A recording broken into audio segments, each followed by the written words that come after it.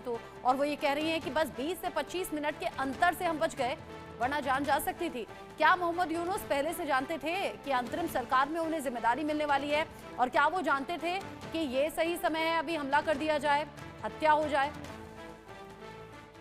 जी, मुझे यहाँ पे लगता है कि मोहम्मद यूनुस को आज से 15 साल पहले, 20 साल पहले एक तरीके के आइकन की तरह पूरे विश्व में और दक्षिण एशिया में व्यू किया जाता था, देखा जाता था। पर उसके बाद हम ये देखें, हमको लोगों को ये भ्रम में रखा गया कि स्टूडेंट्स के छात्र शिविर के जो नेता हैं, आलमगीर हैं, जो बीएनपी के नेता हैं, और उनके साथ मिलकर मोहम्मद यूनुस ने तख्ता पलट नहीं किया, बल्कि बांग्लादेश पे बहुत बड़ा एहसान किया है, वहां की डेमोक्रेसी, ऐसा एलिगेशन लगाया गया कि वहां की डेमोक्रेसी शेख हसीना के तहत माइनॉरिटीज के इश्यूज को लेकर और जो वहां पे जॉब रिजर्वेशन के इश्यूज थे उनको लेकर वहां की हालत खराब थी, और मोहम्मद यूनुस ने इसको इम्प्रूव किया है। तो मुझे लगता है कि इस तरह की चीज अब इस तरह की बात की पोल खुल गई है, क्योंकि जिस तरीके से शेख हसीना को टारगेट किया जा रहा है और जिस प्रकार से दो तीन बार पाकिस्तान बांग्लादेश कह चुका है कि उन्हें शेख हसीना का एक्स्ट्राडिशन चाहिए और भारत इसके लिए एग्री नहीं करेगा, ये बात हम सब लोग जानते हैं। और सबसे बड़ी बात है कि ये जो फेंसिंग की बात है, इस पे मैं आपको कुछ कहना चाहूंगा। अगर हम देखें तो 4 लैंड बाउंड्री एग्रीमेंट्स हो चुके हैं भारत और बांग्लादेश के बीच में। उसमें हम देखें तो पहला एग्रीमेंट हुआ था इंदिरा गांधी और शेख मुजीबुर रहमान के बीच में 1974 में। उसके बाद बीच में भी बातचीत होती रही, और एक झगड़ा फसाद ये ऐसा है कि अगर कोई बांग्लादेश की आवाज के बारे में सुने कि भारत को फेंसिंग करने से वो नहीं रोक रहा है, तो उसमें वो ये पाएंगे कि हमको लगेगा कि हम चाइना भारत की बात कर रहे हैं, हम भारत और बांग्लादेश की बातचीत नहीं कर रहे हैं। तो जो एनक्लेव्स को जिस तरीके से डी एनक्लेव किया गया, ये बहुत बड़ा उदाहरण था कि भारत भी और बांग्लादेश शांतिपूर्ण तरीके से अपने बॉर्डर कॉन्फ्लिक्ट को सॉल्व कर सकते हैं, और सॉल्व कर सकते हो, किया भी जाएगा। एक और अपडेट है मनन जी, एक और अपडेट है। बर्बादी की कगार पर बांग्लादेश का कपड़ा उद्योग है, जो कभी फेमस कहा जाता था।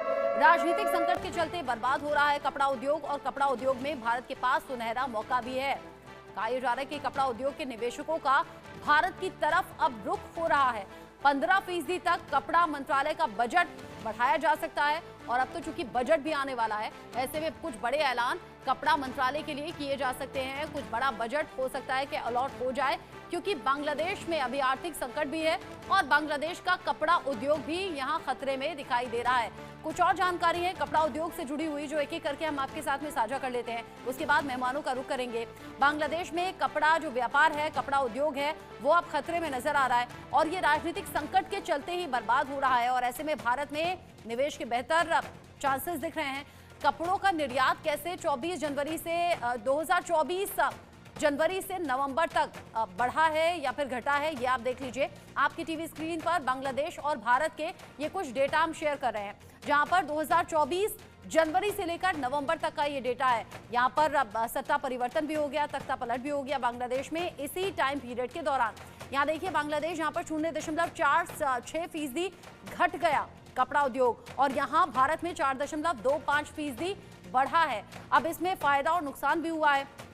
बांग्लादेश यहाँ पर 6.7 अरब डॉलर का नुकसान हुआ है, और भारत 4.4 अरब डॉलर का फायदा इन दिनों भारत ने कमाया है। और ये महज जनवरी से नवंबर 2024 के ये डेटा हैं जो बता रहे हैं बांग्लादेश को नुकसान बड़ा हो रहा है। अब बांग्लादेश को किस तरीके से बर्बाद करने का नंबर आ गया है और कैसे भारत सरकार का नाम इसमें सामने आ रहा है, क्योंकि बांग्लादेश लगातार भारत के खिलाफ साजिशें रच रहा है। भारत में कपड़ा उद्योग से 4.5 करोड़ रोजगार जनरेट किए गए हैं और आगे भी किए जाने हैं। 2025 से 26 में 10 से 15% बजट बढ़ाने को लेकर भी बात है। पीएलआई 45 करोड़ से 60 करोड़ करने की योजना है, यानी आगे इन योजनाओं का फायदा और भारत सरकार की तरफ से आम लोगों तक पहुंचेगा। रोजगार भी नए साधन वहां पर जुटाए जाएंगे। इसी के साथ